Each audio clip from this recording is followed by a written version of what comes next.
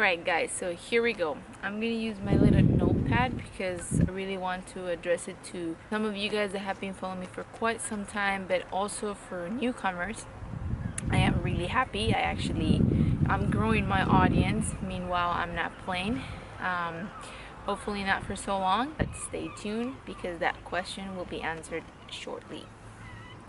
When are you coming back on tour?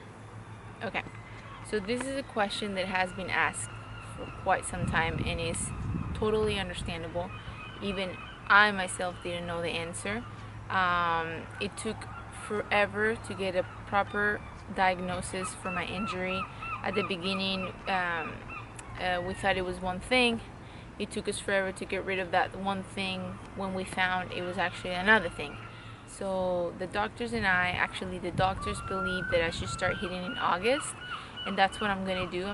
I'm gonna start and engage myself around end of July and see where I'm at and start hitting in August. Right now the pain level is very minimum.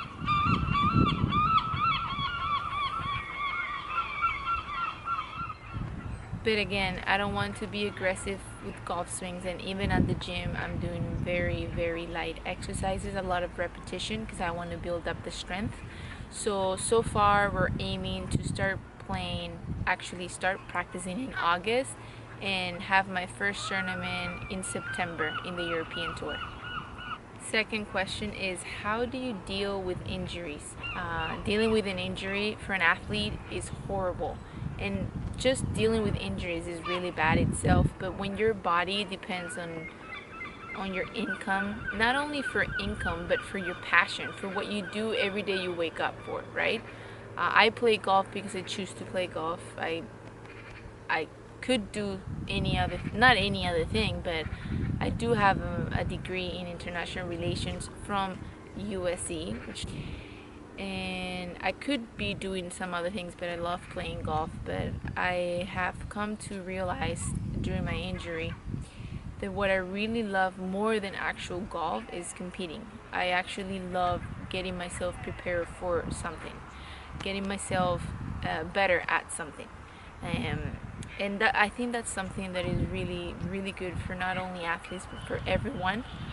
Just enjoying the ride, enjoy your preparation towards. You could be getting healthier due to injuries, losing weight, getting that sponsorship to study somewhere, getting a promotion, whatever you do, right? Whatever you do to excel yourself on something, that's what I enjoy the most. So to answer the question, what have I done to deal with injuries? Well, at the beginning it was really tough because I was really lost. I didn't know.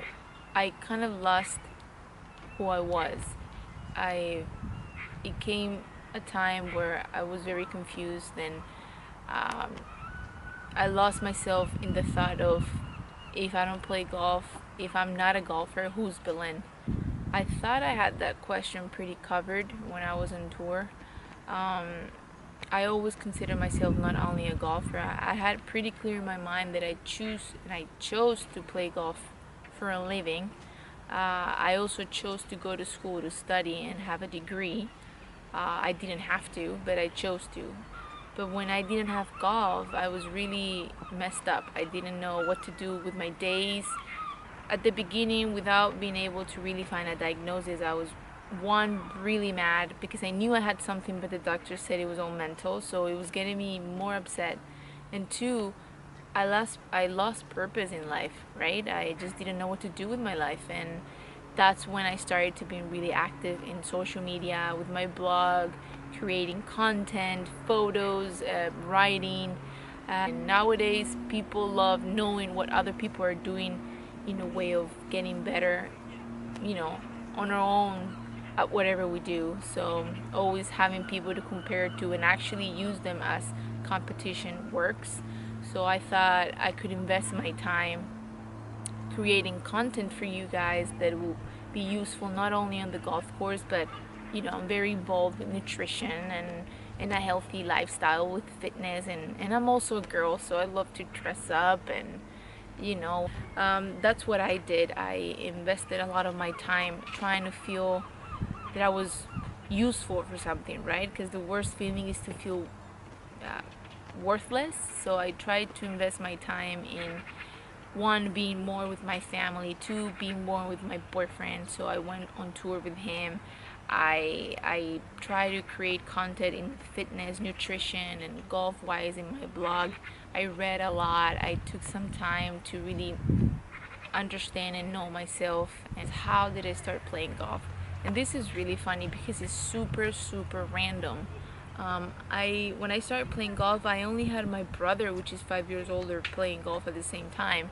I never had any uncles, parents didn't play, grandparents, cousins, great grandparents. No one in my family played golf before, so it was really random. It didn't come from a family heritage. It was just random. My mom put my brother into golf, and she didn't know what to do with me, and she put me in the same golf lessons.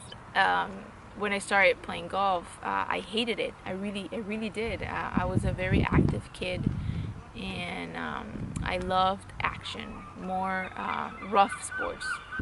So when I told my mom that I wanted to quit golf to focus more on school and other sports that I was playing at, the coach told my mom that it would be a huge mistake to do, because he saw something in me that didn't see in other young girls, and I believe that was my competitive side. That my mom said, well, you know what? Back then I was considered the black sheep. My brother was like excelling in everything. He was the well behaved. He was more mature. I was crazy. I was crazy. I was very funny, but I was out of control. So my mom said, you know what, we're gonna stick her to golf. Maybe she learns how to behave herself a little bit more. And that's how I started winning. And then I learned that what I love the most about all the sports is to win. And for some reason, golf gave that to me, so I started getting really addicted.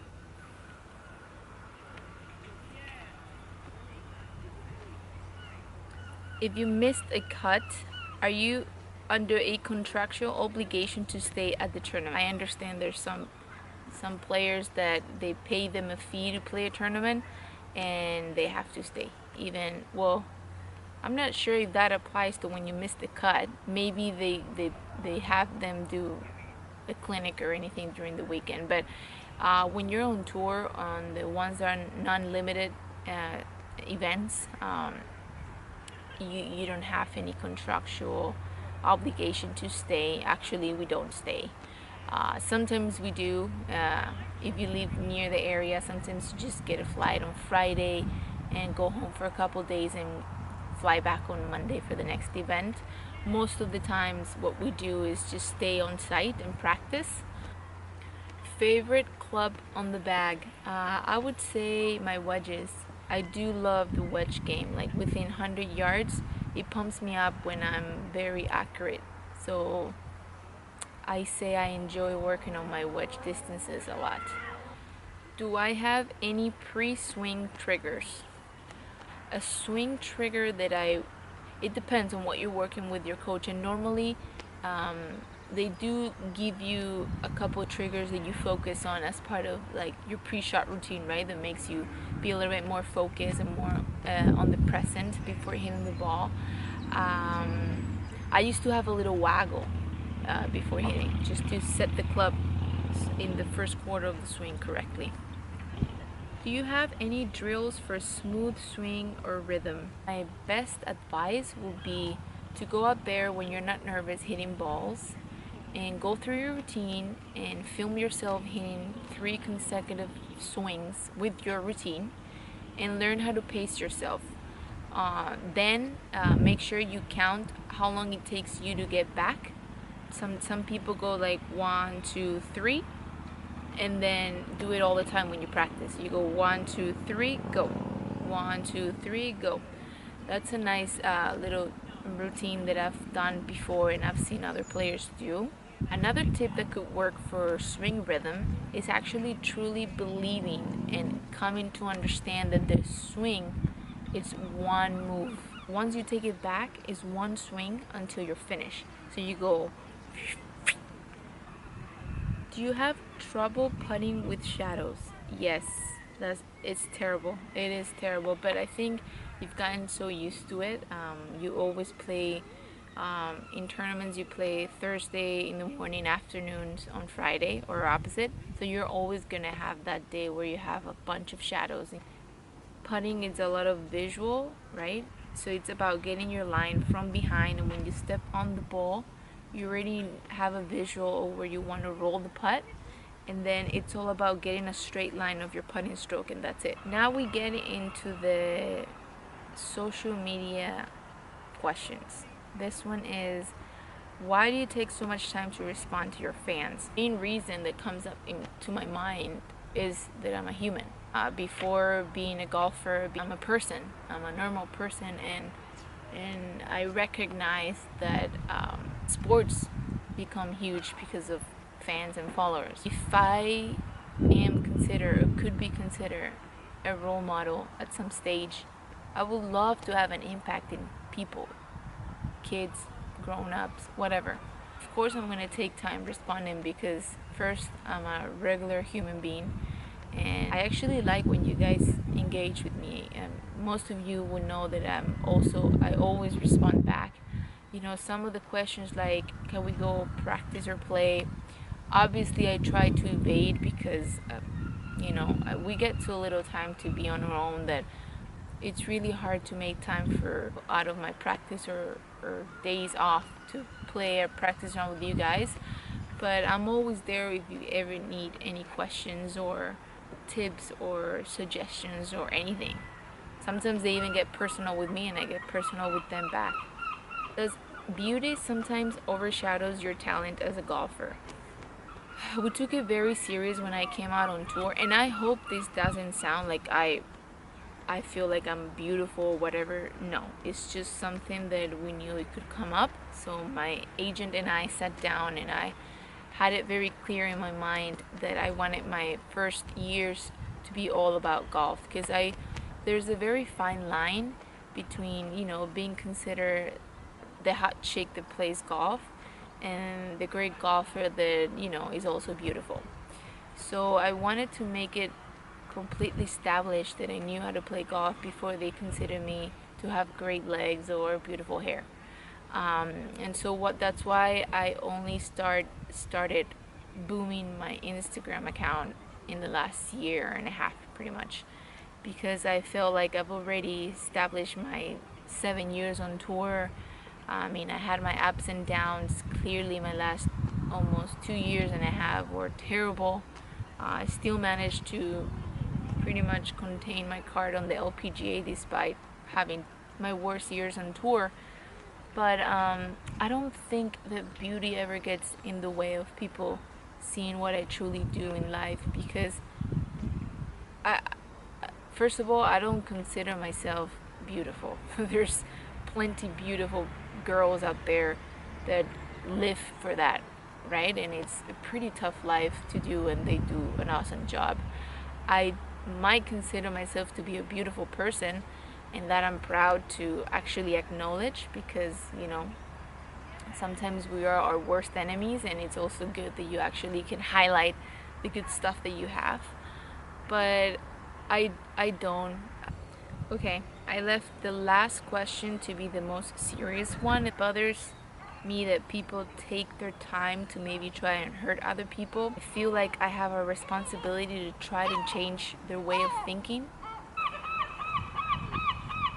But I know I'm not gonna do much to change who they are and what they believe. I've been dealing a lot with this hip injury, especially at the beginning of the injury. I pretty much didn't know what to do with all my free time, because we go from not having 1 second to breathe to all of a sudden waking up and not having a schedule to do, especially when I didn't even know my diagnosis. I didn't know what to do with my life. I didn't know if I was allowed to walk or swing or jump or run. I decided to allocate my time in stuff that I really like, and I like writing and photography and videos, and I like creating content, and the fact that I do it doesn't make me a different person. I'm the person that I am. And another thing that I want to leave very clear is that, like I was saying before, I always consider myself not only to be a golfer, so when I step outside of the golf course, I'm still a regular girl, and I love he talks about narcissism.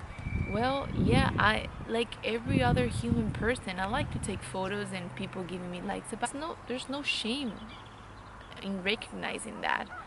We all do it. That's why we all have social media. I mean, we like taking photos and getting likes. We like that people agree on the things that we like as well. And there's, of course, also negative interactions with some of you guys, which is okay as well. I accept criticism. The products that I promote are only products that I truly believe on. You also have to think about all the stuff that I get for free at my house that I don't even use or promote and I send back.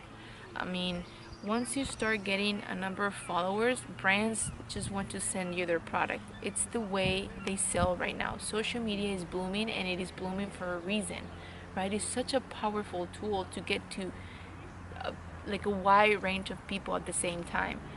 More half of the stuff that I promote is for free. They're not paying me for doing it. I enjoy it. It's my free time and it doesn't take me time from what I do for a living. Posting a photo takes a couple minutes. That doesn't mean that I spend a couple minutes less than others practicing. Or maybe I do. Maybe I spend a couple minutes less of the day, but maybe the days and the hours that I spend practicing, I am 100% focused. This doesn't change who I am at the golf course.